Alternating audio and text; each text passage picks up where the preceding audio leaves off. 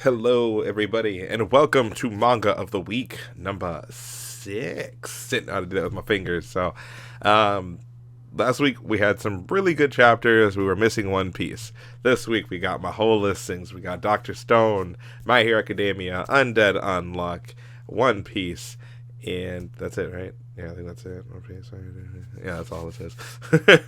There's another one on there. So anyway, we're just gonna actually jump straight into the chapter. Today's chapter being Doctor Stone 142 World Power. Um, let's see here. This one was just kind of a continuation of last chapter. Basically, it was just the mention of how they still have to face the Y-Man, and they have to make their spaceship to go into space. We got like a little cool emotional scene about Tsukasa, about how he brought up how Ken originally betrayed him, but he's actually happy he betrayed him because of where they are now. So, like the character development we got with Tsukasa being the total bad guy, and then Senku wanting to turn that all around. Then the next part is Senku bringing up the road map and talking about how he gives it over to Yuzuriha and Kasuki to make it, and he's like, it doesn't matter if it's all sloppy, we just need a 3D model to show people. And they start making a whole discussion about how they're like, can you believe what Senku said, making it sloppy? He clearly doesn't know about how well we want to make things look. And so they make their road map, and it's not a map, it's a world globe.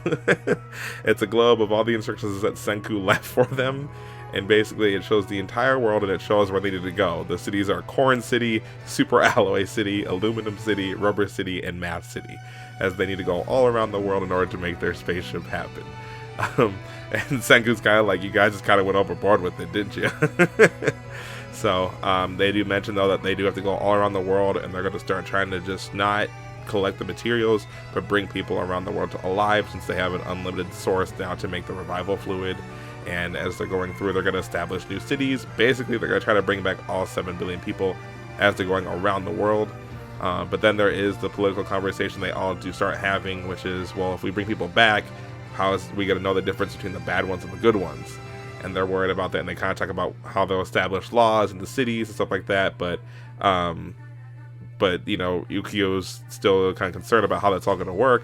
And the funny part is like, Tsukasa's like, that could be a problem, but villains won't be allowed to ruin things. It'll be fine. And people are like, but, and then Tsukasa just has a blank look on his face like, it'll be fine. And they're like, oh yeah, great point. We have Tsukasa. If they don't know his name, they'll surely know it when they're revived. So I love that. And then so the cool part is too, before all that, we do get like a shot of Gen throwing the model for the ship, and it looks different. It's not a ship that you'd expect for a shuttle and spaceship, so it's a really cool model. I love that the design that came to be. Then we get this little part where they talk about the money again with the characters in the series. So I think Ryusoi, his name, for some reason I forget his name, I remember everybody else as I go on. But there's a major part where Ryusoi is like, we'll use this money, whoever whoever lands the spot first gets 100,000 Drago, and then he's sucking prize money for Tsukasa. And Minami starts freaking out and brings him to the side and lets him know that you have to keep that money stuff away from Tsukasa, as he didn't like entitled people like that, or privileged people around the world. And then as she's talking about how Ryusei is like that, she also realizes he's not as bad as the rumors say. And Ryu's like, well, you may hate me with a passion, but I love you. Basically, he starts saying how he loves the world and how he just wants it all. And he starts saying that money isn't the reason that it's like, you can't just control everyone with money, is what Minami says, but what he just says is that it doesn't exist to control people. Money just exists. It's there to focus our hearts and minds, and combining everyone's strengths like that unlocks communities full of potential. So, basically people do work together to make money, to use money, to have a good control of the system and get things around. So, and that's a nice way to think about it, because money isn't the source of evil. It's how you use the money and how the people's lifestyle and how their personalities can corrupt how they go through life and things. So right now, then, the first tool they need for the revival fluid and to make sure their factory can keep producing it is alcohol. And where they're going to get that, which is really cool, their first destination they're going to go is America. So the good old US of A is where they're headed to for the Corn City. So Senku says they're after the Yellow Dent, and then they have to board on their ship, and it's time to head straight for America. And it's really cool because it's a city building world tour. So they're going to bring back the Americans and then go around from there. But this is going to be a long adventure. I thought it'd be kind of like a montage like they did about the 2-year skip when they were originally building their ship. But with this being at the rocket, we're going to get a huge time skip. Like, they're going to look older by the time they get through with majority of this. Probably in their 20s, maybe. I don't know, but there's definitely going to be some kind of time skip. There's no way they could do this within, like, a year. You couldn't travel the entire world in a year and revive all those people. So, definitely right now, though, they're heading to America. And it's really cool because as they're heading, you see Japan, and you see as they're passing through, you see a little island called Hawaii, and then you see Los Angeles and Nevada and Las Vegas. It's really cool. So, next chapter hits March 15th, and I'm super excited for that. So, yeah, this chapter got me hyped up a little bit, just kind of knowing how it's going. I had a little bit of development, but I don't know. This one didn't hit me as much as the past couple ones have been doing. Definitely can't wait to see more and see where we progress from here and where it is going to go on for the series and the story. Lots of funny moments in between, too, with the building, but again, not as big hitting chapter as the last couple have been. So that was Dr. Stone 142, and don't forget, where you can see these things is where I'm seeing them as well. It's down here.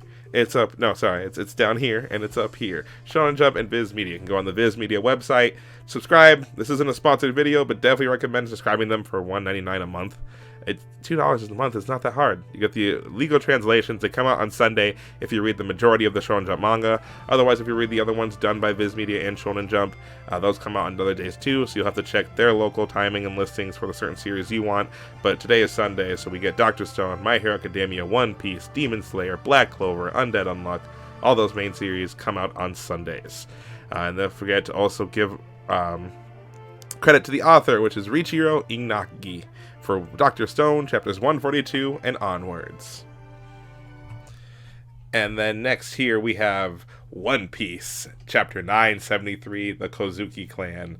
Since Dr. Stone won last week, I had to start with that, but if I could have, I would have started with One Piece just because that was on break and it came back, and I was super excited for this chapter. So right away, what we get is Godie's counterattack. It shows him still on the shores of Dressrosa, taking on the Marines as they're rolling in, and he's attacking while trying to save Beige's family. So, but right then we get a flashback of Oden and how he had Momonosuke and Hiyori when they were still sailing with Roger around the world, and how they're on the octopus falling from the Sky Island. And so he kind of has him up high, and they're like, Oden, that's too high. What are you doing? So it's funny because then he starts talking to Momonosuke. He goes, "What's your ideal woman?" and Rayleigh's in the back like, "It's too early for that." So, and then it shows him training Momonosuke. So then when they do talk about is how Oden had learned the history of how the Minks and the Kozuki clan had performed a powerful historical bond. And the Minks are mighty warriors. And so remember this: if the time comes, seek out Zou. They will surely be a powerful ally. And that basically we know what that means, being that the Void Century that he found out there's going to be a war coming, and he's saying that Zou would be a great ally for that war, which we already know is they're already going to be an amazing ally for the war against Kaido. So next week still get them. The 9 Scabbards are still running away. We get one of the oversized beast pirates that's on Kaido's crew that we did see in earlier chapters before the skip. They're trying to fight it and take it on.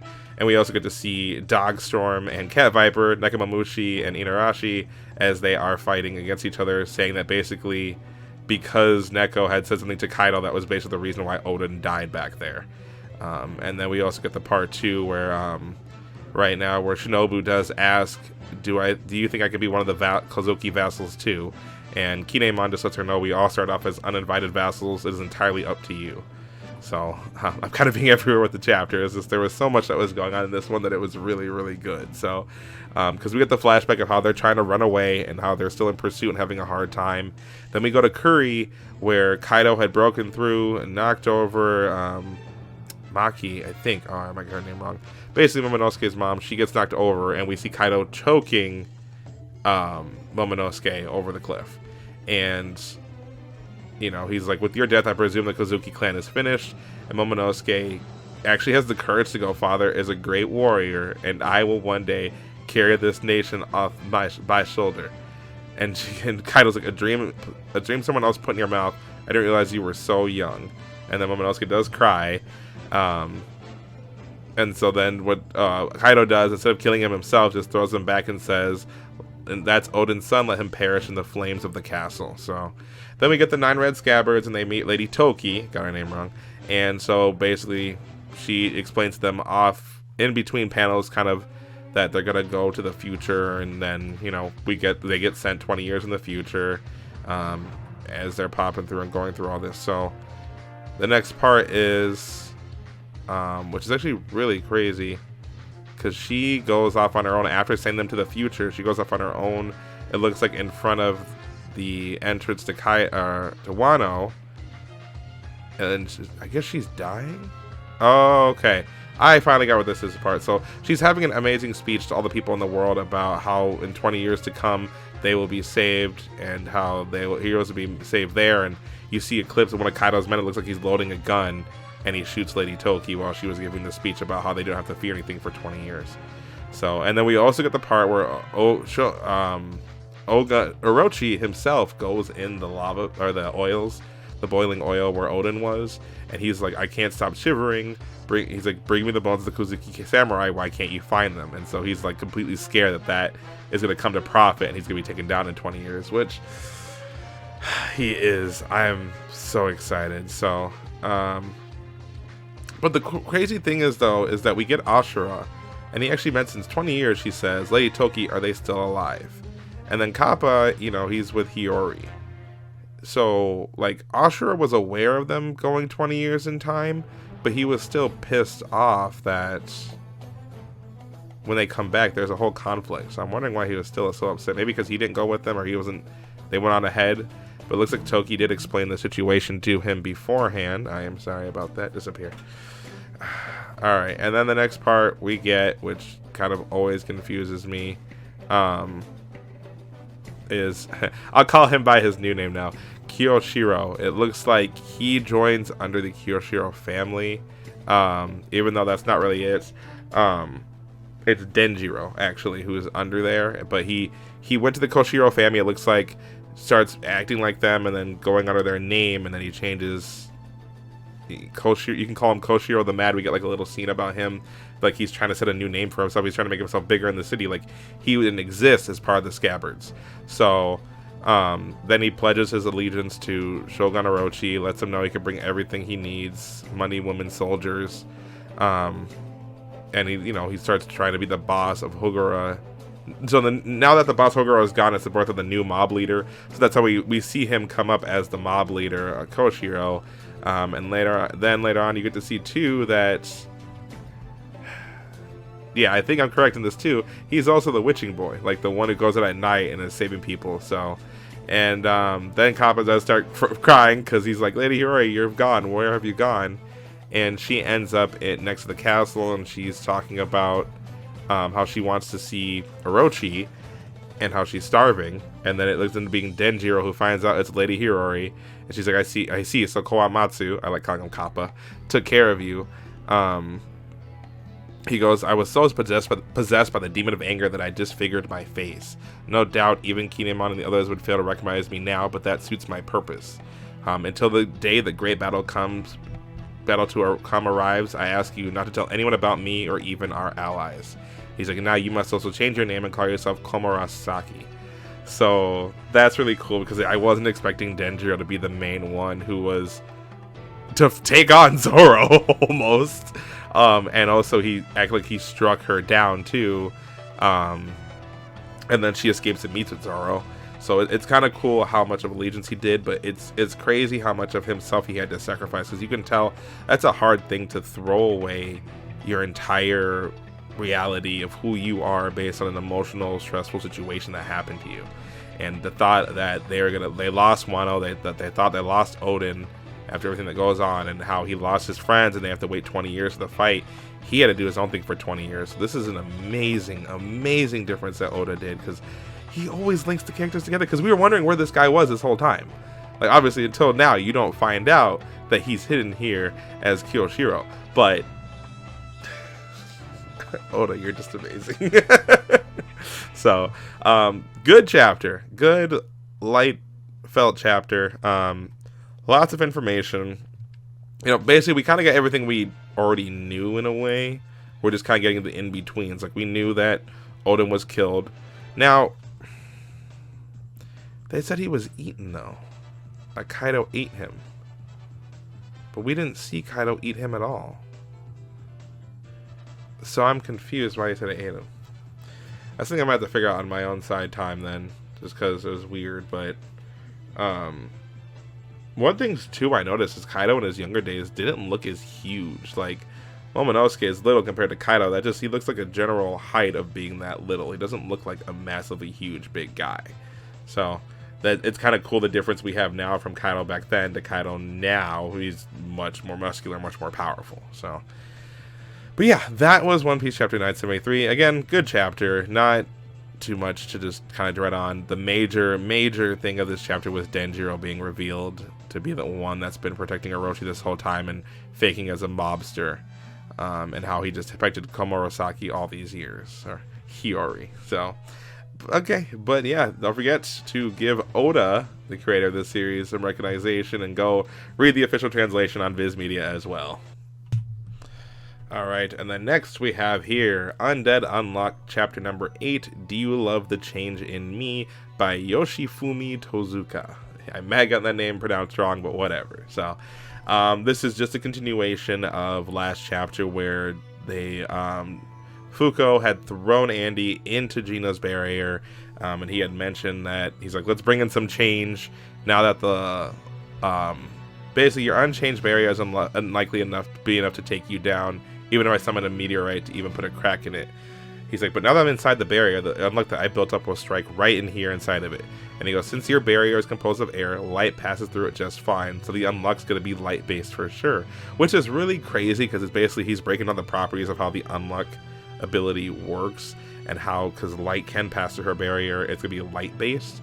And the crazy part is that actually it ends up being that the UFO does randomly open up and fire a massive light-sized beam at where Gina and Andy are. And then Fuuko notices that the floating island she was on breaks down, and she thinks immediately that Gina is dead, but that doesn't seem to be the case. What happens is then Andy, this part was kind of hard for me to read. What he does is he takes his, he bites off his finger and puts his finger in his wrist, and he's actually going to shoot it out like a gun outside of her chest to kill her.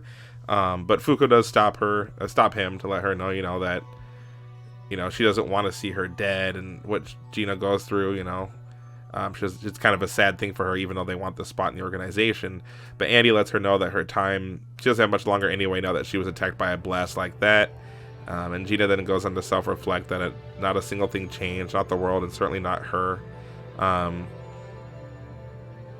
Yeah, she was sure she'd gain even more rules someday and the world would undergo a huge change. So, but in reality, our job is to prevent change in this world. I believe that our true mission in life, but perhaps I was wrong. So she's kind of realizing that, obviously at the end, every villain realizes what their ideals weren't entirely right. They were wrong about some things, but they did still go through believing what they believed in. So that's always, nice and cool to see at the end. And she lets her know that the anti-aging is starting to wear off and that she doesn't want Andy and Fuuko to see her before she goes. And Andy does pick her up, and he's like, a few wrinkles ain't going to change how beautiful you are. And from what it looks like is they do end up kissing, and then she does die. And Fuuko goes, I have a favor to ask. And the next scene we get them, they're in a bar, and she's still crying over Gina dying. And Gina, you get a flashback of Andy talking about how they would talk. She seemed like she was putting on a brave front. And then as a joke, he told her when he gets out one day, he'll kill her, since she thinks she'd be better off dead. And she actually gets, really happy about that thought that he'd kill her because she's been wanting to die for a while. So, Andy does let Fuuko know not to just regret what she did. It was basically her unluck that did cause Gina to die, but she passed away. And this is the cool part too, is Fuuko brings up the things she had mentioned that as the favor she asked for Andy is she wants to know about the organization if there's some way that both of them can change it. She doesn't want anybody else to go through what Gina did. And Andy's like, all right, kid, count on me. I'll do anything to charm the pants off you. She's like, you mean it? You think we can do it? And Andy goes, well, the Wacko Wagon should be here soon to bring us there. So we'll be able to, it's the organization now to help out with it. And then they're about to cheers to it for their drink they're going to have on the deal. And as they say bottoms up, they're both grabbed and pulled through by some kind of creature. It does say 9. I'm sorry, it does say 10 and 9, which are their organization numbers most likely. And the organization member that ends up pulling them is 11. But then it also, I'm sorry, 6. Yeah, 6 and is 46. It looks like if you put those two together for the Roman numerals.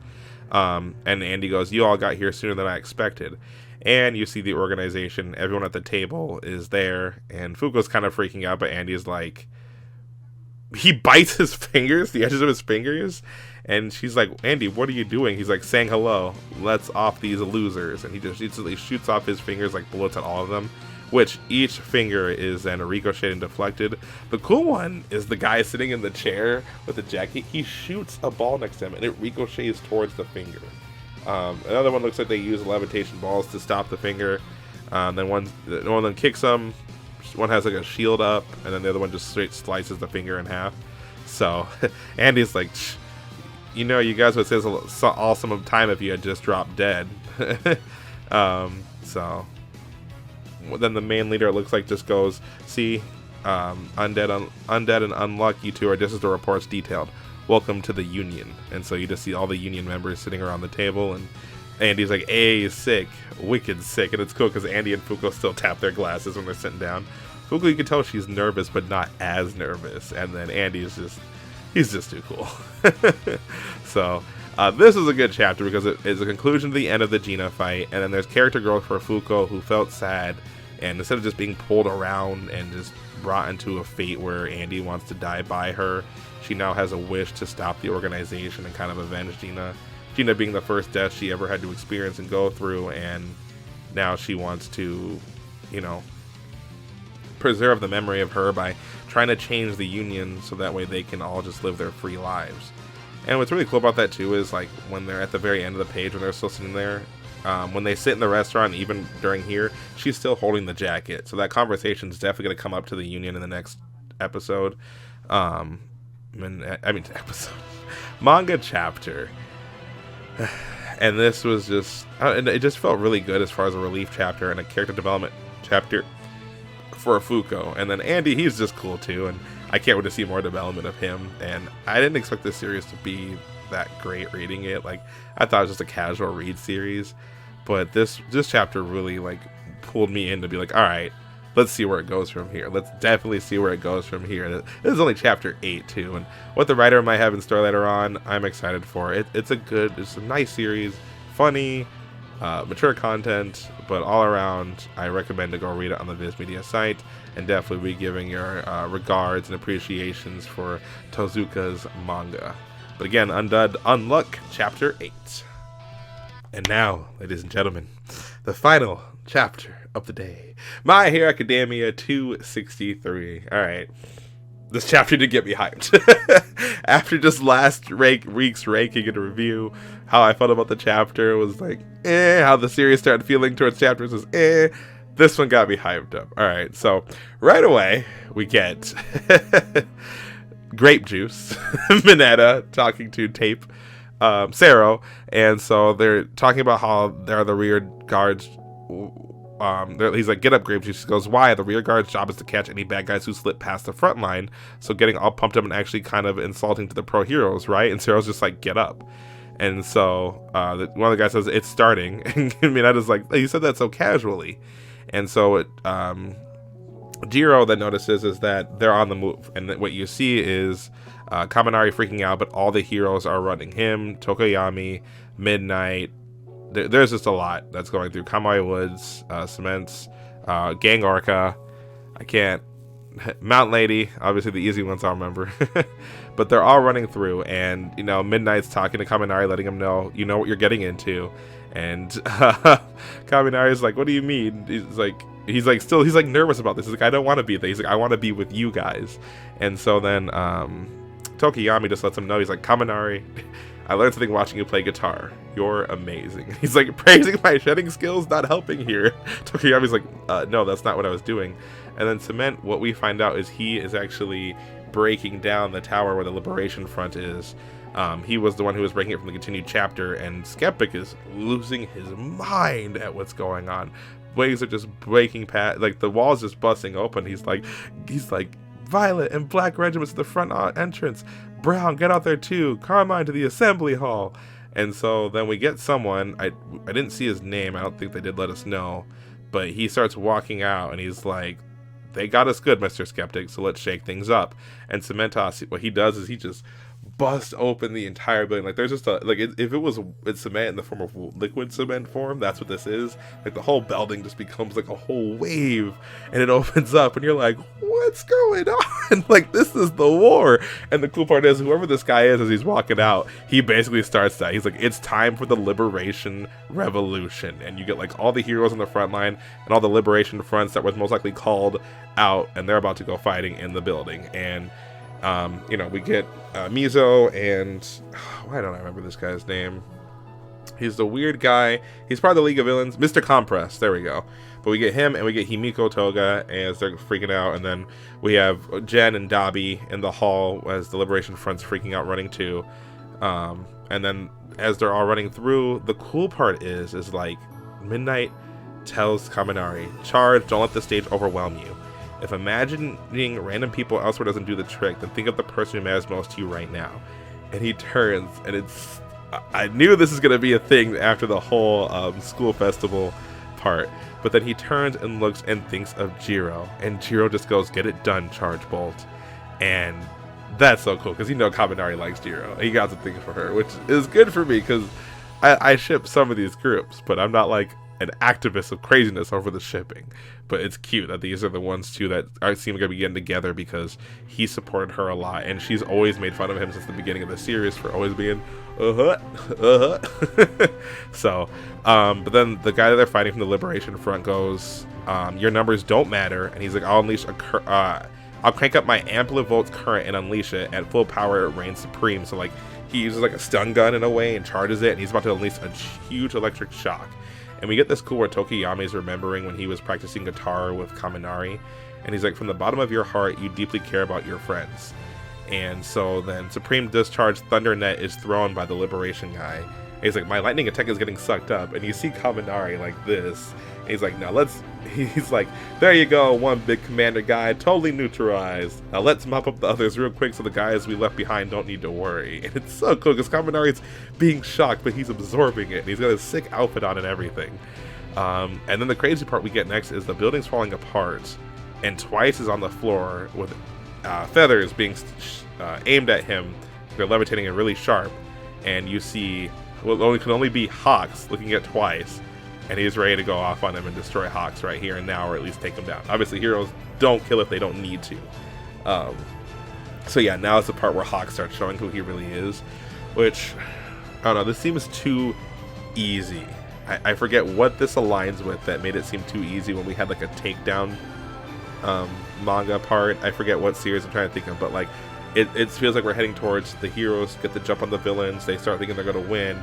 Then the bigger villains come from the back, and then the main villain, which in this case be Shigaraki, would appear and start actually eliminating some of the heroes. Like, I'm scared Mirko's gonna die. Maybe next chapter she's already getting whooped by the Nomu. And then Shigaraki, he's gonna show up. He's gonna disintegrate a lot of the heroes. And this isn't the one. I don't think this will be the case scenario though, where he shows up and disintegrates All Might or gives him the worst death possible. I know it's gonna be Shigaraki. I don't know. I don't see it being anybody else. So I'm just gonna be confident and say it's gonna be Shigaraki who's be the one to take down All Might and kill him in front of Midoriya. And remember, we still have the rear guard, but the front line is what's fighting right now, and then we also have the front line inside the hospital too that's going at it as well. So I'm glad we got more of Class 1A mixed in with the pro heroes. Did like the random growth we have for Kaminari, Tokiyami, and Midnight, and just how he has, Kaminari has to prove himself here. He has to stop being a coward. He has to change who he is, and Midnight has a good point. When you're a hero in that moment, if you think about saving somebody, you really want to pump yourself up, and even more strength comes from within you when you want to save someone that's really close to you, or just someone that you really have feelings for. So that was it for My Hero Academia chapters 263. What I think overall. So as far as rankings go, because again we have Undead Unluck, My Hero Academia, Dr. Stone, and One Piece. Number one chapter this week, I'm actually going to say will be My Hero Academia. just because of the development and rush we kind of got with this now too. With the last chapters have been a good build up, but they weren't anything that stood out. This one really stood out as far as like the excitement goes. With like you feel the pressure of the heroes versus the villains. The kids who are heroes have to learn to actually take down the villains. So everything's just kind of coming together in one big way. And like I said, with Kaminari and just how he feels about the situation and how he's changing, he has to change midway. Everything's just coming to fruit. Everything's coming to just the center stage right now. It's happening. So My Hero Academia takes the #1 spot. #2 spot for me will end up actually also being Undead Unluck. It almost took #1. I don't know.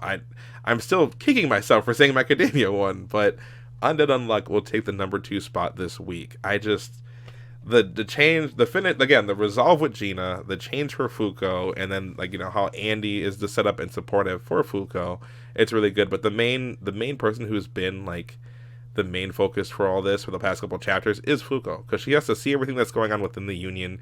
She has to, she's just kind of taking it all in. Like, she has this unluck power. She doesn't want to live with it. She wants to actually die. But then Andy brought her along.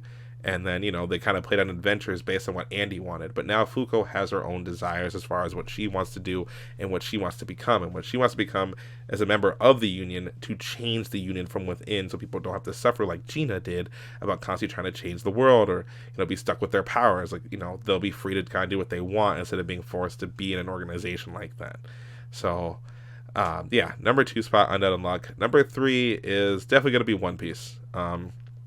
With the, again, in-between kind of finish between the Kozuki clan, Orochi, finding out about Denjiro and Kaido, all of that. This is the kind of the finishing flashback chapter. I almost wanted to make it last, to be honest, because the flashback, as well as it's been, we need to be out of it already. And Oda did even state, we're getting Luffy and all them this week. So I don't know if maybe he was because he was sick or something. There was like a change in chapter. I don't know.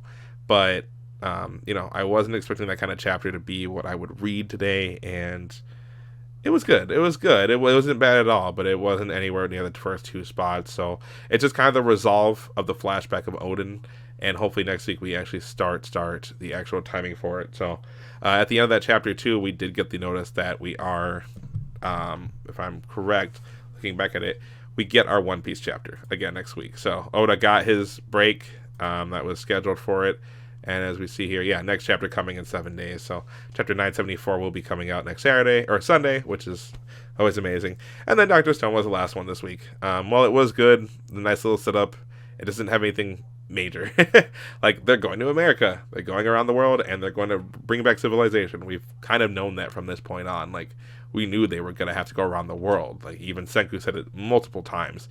Obviously, we didn't know what the ship looked like. We didn't know the road map would be completely different because, that's how the writers get you. Once they've done the same thing a couple times, you're like, okay, a road map. No, it's a road globe. That's where we're going. So I think it would have been cool, and as crazy as it would have been, because obviously they don't have Senku around, I think it would have been cool if they took more time to train Chrome and Senku science ways. So that way Senku could have been part of a team that goes around the world one way. Chrome goes around the world the other way. They collect the resources, revive people, and then meet back at Ishigami Village before heading off to the moon. I do like the political conversation between them, though, as far as who they revive, good people, bad people. How are we going to bring the system back to life? Obviously, Senku knows, but it's good to talk about these things because they could bring back the wrong person and their plan's done. Like, that guy wants to kill them all. But they got Tsukasa's, and they don't really have anything to worry about, because unless somebody else they bring back to life can instantly make a gun, you can't beat Tsukasa. So that's the crazy part for that one. So, that's my rankings, though. So #1 spot, My Hero Academia. 2, Undead Unluck, Dr. Stone, One Piece, then Dr. Stone. So, thank you, everybody, so much for watching. Hope you're having a blessed rest of your Sunday. This is going up day of. That's why I'm set, because I'm going to the gym later. So, let me know what you think. Let me know if you have another series in mind to read. I tried keeping this under 40 minutes, it looks like. It's already at 34. Ugh. I don't like it being drawn out that long, but I kind of had to rush the rankings just because I couldn't review the full things. But each chapter was great in its own. Today I read them, and I'm like, this is kind of hard. Like, even with One Piece, Dr. Stone being where they are, it just felt hard after reading all 4 of those chapters. And I'm only reading 4 series at once. Like, I finished Fire Force, so that'll most likely join this next time. But, like, just reading those, it was like, wow, each chapter was really good today as far as like development and build up. But my rankings stay as my rankings stay. So please like, comment, subscribe down below. Also check out my other content. I got Haikyuu reactions on Fridays, the days it releases, and then we got Genlock from Rooster Teeth on Mondays going out as well. Also follow my Twitter and Instagram. That's where you can find me down there talking things, having fun, retweeting a lot. Otherwise, Instagram, you get posts of my daily lives as far as when I'm reacting and when I'm putting things up. So, but I hope you all have a blessed rest of your day, and I'll see you next time when we read The Fray. Peace out.